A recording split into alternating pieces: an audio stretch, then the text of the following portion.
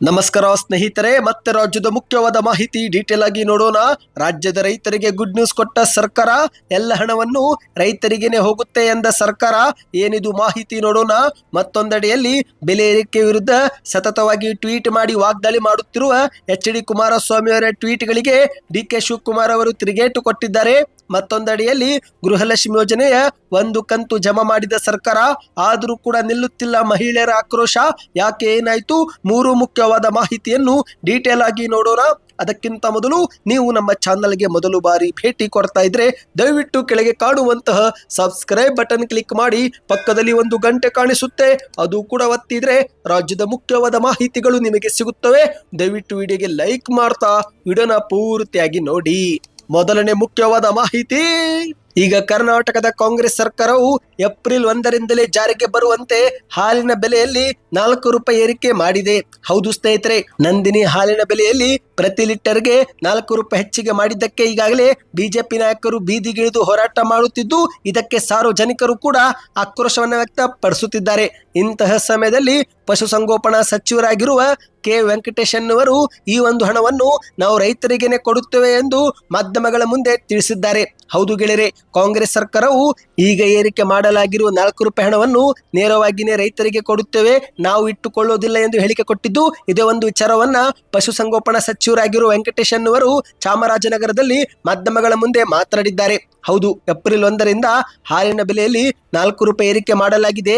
ಈ ಒಂದು ಹಣವನ್ನು ಹಾಲು ಉತ್ಪಾದಕರಿಗೆ ನೀಡುವಂತೆ ರಾಜ್ಯದ ಎಲ್ಲಾ ಹಾಲು ಒಕ್ಕೂಟಗಳಿಗೆ ನಾವು ಸೂಚನೆ ಕೊಟ್ಟಿದ್ದೇವೆ ಎಂದು ಮಾಧ್ಯಮಗಳ ಮುಂದೆ ತಿಳಿಸಿದ್ದಾರೆ. ಇದೇ ನಡುವೆ ಬಿಜೆಪಿ ನಾಯಕರು ಪ್ರತಿಭಟನೆ ಮಾಡುತ್ತಿರುವ ವಿಚಾರಕ್ಕೆ ಪ್ರತಿಕ್ರಿಯೆ ಕೊಟ್ಟಂತ ವೆಂಕಟೇಶ್ ಅವರು, ಹಾಲು ಮೊಸರು ವಿದ್ಯುತ್ ಬೆಲೆ ಏರಿಕೆ ಕುರಿತಂತೆ ಬಿಜೆಪಿಯವರು ಹೋರಾಟ ಮಾಡುತ್ತಿರುವುದು ನಿಜ, ಆದರೆ ಮನಮೋಹನ್ ಸಿಂಗ್ ಸರ್ಕಾರ ಇದ್ದಾಗ 60 ರೂಪಾಯಿ ಇದ್ದಂತ ಪೆಟ್ರೋಲು ಇದೀಗ 103 ರೂಪಾಯಿ ಆಗಿದೆ.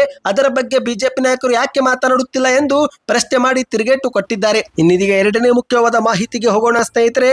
ರಾಜ್ಯದ ಬೆಲೆ ಏರಿಕೆ ವಿರುದ್ಧ ಬಿಜೆಪಿ ನಾಯಕರು ಮಾತ್ರವಲ್ಲದೆ ಜೆಡಿಎಸ್ ನಾಯಕರು ಕೂಡ ಕಿಡಿಕಾರುತ್ತಿದ್ದು, ಇದೇ ಒಂದು ವಿಚಾರದಲ್ಲಿ ಕೇಂದ್ರದ ಸಚಿವರಾಗಿರುವ ಎಚ್.ಡಿ. ಕುಮಾರಸ್ವಾಮಿ ಅವರು ಕೂಡ ಸಾಮಾಜಿಕ ಜಾಲತಾಣದಲ್ಲಿ ಟ್ವೀಟ್ ಮಾಡುವ ಮೂಲಕ ಸತತವಾಗಿ ಕಾಂಗ್ರೆಸ್ ಸರ್ಕಾರದ ವಿರುದ್ಧ ವಾಗ್ದಾಳಿ ಮಾಡ್ತಿದ್ದಾರೆ. ಹೌದು ಸ್ನೇಹಿತರೆ, ಇತ್ತೀಚೆಗೆ ಎಚ್.ಡಿ. ಕುಮಾರಸ್ವಾಮಿ ಅವರು ಎಲ್ಲರಿಗೂ ಕೂಡ ಪ್ರತಿ ಯೂನಿಟ್ಗೆ 36 ಪೈಸೆ ಬರೆ ಹಾಕಿದ್ದಾರೆ. ಮಹದೇವಪ್ಪನಿಗೂ ಶಾಕು, ಕಾಕಾ ಪಾಟೀಲರಿಗೂ ಶಾಕು.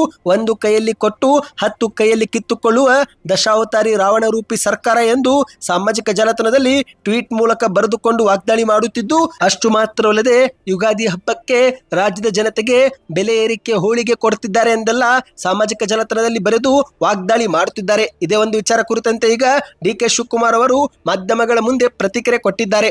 ಕುಮಾರಸ್ವಾಮಿ ಅವರ ಟ್ವೀಟ್ ನಿಂದ ನಮ್ಮ ನೀತಿ ಬದಲಾಗೋದಿಲ್ಲ ಎಂದು ಮಾಧ್ಯಮಗಳ ಮುಂದೆ ಹೇಳಿಕೆ ಕೊಟ್ಟಿದ್ದಾರೆ. ಹೌದು ಗೆಳೆಯರೆ, ಕೇಂದ್ರ ಸಚಿವ ಎಚ್.ಡಿ. ಕುಮಾರಸ್ವಾಮಿ ಅವರು ರಾಜ್ಯ ಸರ್ಕಾರದ ಬೆಲೆ ಏರಿಕೆ ವಿರುದ್ಧ ದಿನಾಲೂ ಟ್ವೀಟ್ ಮಾಡಿಕೊಳ್ಳಲಿ, ಇದರಿಂದ ನಮ್ಮ ರಾಜ್ಯ ಸರ್ಕಾರದ ನೀತಿಗಳು ಬದಲಾಗೋದಿಲ್ಲ.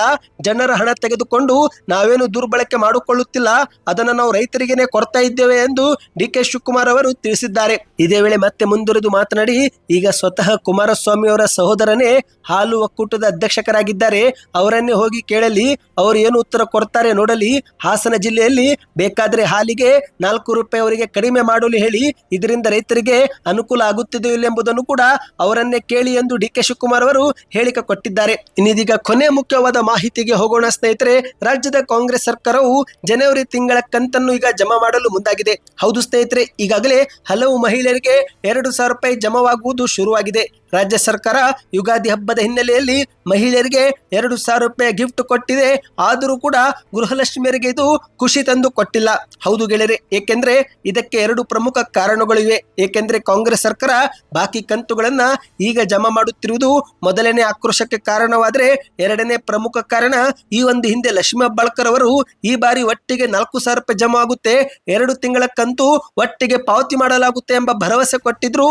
ಹಾಗಾಗಿ ಮಹಿಳೆಯರು ಕೂಡ 4,000 ರೂಪಾಯಿ ಬರುತ್ತೆ ಎಂದು ಕಾದು ಕುಳಿತಿದ್ರು. ಆದರೆ ಹಣ ಬಂದಿದ್ದು ಮಾತ್ರ 2,000 ರೂಪಾಯಿ. ಹೌದು ಗೆಳೆಯರೆ, 4,000 ರೂಪಾಯಿ ನೀಡುವುದಾಗಿ ಹೇಳಿದ್ದಂತ ಲಕ್ಷ್ಮೀ ಹೆಬ್ಬಾಳ್ಕರ್ ಅವರ ಭರವಸೆ ಈಡೇರಿಲ್ಲ. ಇದೇ ಒಂದು ವಿಚಾರಕ್ಕೆ ಮಹಿಳೆಯರು ಆಕ್ರೋಶವನ್ನು ವ್ಯಕ್ತಪಡಿಸುತ್ತಿದ್ದಾರೆ. ಕೆಲ ಮಹಿಳೆಯರು 2,000 ರೂಪಾಯಿ ಆದರೂ ಬಂತಲ್ಲ ಎಂದು ಸಮಾಧಾನ ವ್ಯಕ್ತಪಡಿಸುತ್ತಿದ್ರೆ, ಇನ್ನು ಕೆಲ ಮಹಿಳೆಯರು ಇನ್ನೂ 4,000 ರೂಪಾಯಿ ಯಾವಾಗ ಕೊಡ್ತೀರಾ ಎಂದು ಪ್ರಶ್ನೆಯನ್ನ ಎತ್ತುತ್ತಿದ್ದಾರೆ. ಹೌದು ಗೆಳೆಯರೆ, ಮಹಿಳೆಯರು ಮಾತ್ರ ಸರ್ಕಾರದ ವಿರುದ್ಧ ಹಿಡಿ ಶಾಪ ಹಾಕುವುದನ್ನ ಮತ್ತೆ ಮುಂದುವರೆಸಿದ್ದಾರೆ. ಒಂದು ಕಡೆಯಲ್ಲಿ ಎಲ್ಲಾ ಬೆಲೆ ಏರಿಕೆ ಮಾಡಿ ಮಹಿಳೆಯರಿಗೆ ಆಗೊಮ್ಮೆ ಈಗೊಮ್ಮೆ ಎಂಬಂತೆ ಹಣ ಪಾವತಿ ಮಾಡಿದ್ರೆ ಏನು ಪ್ರಯೋಜನ?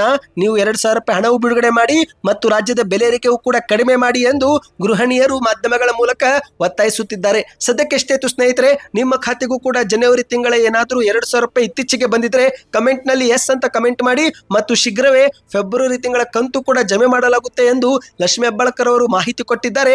ಸದ್ಯಕ್ಕೆ ಎಷ್ಟೇತು ಸ್ನೇಹಿತರೆ, ಹೆಚ್ಚಿನ ಮಾಹಿತಿಗಾಗಿ ಚಾನಲ್ಗೆ ಸಬ್ಸ್ಕ್ರೈಬ್ ಮಾಡಿ, ಈ ಒಂದು ವಿಡಿಯೋಗೆ ಲೈಕ್ ಮಾಡಿ ಮತ್ತು ವಿಡಿಯೋ ಶೇರ್ ಮಾಡಿ.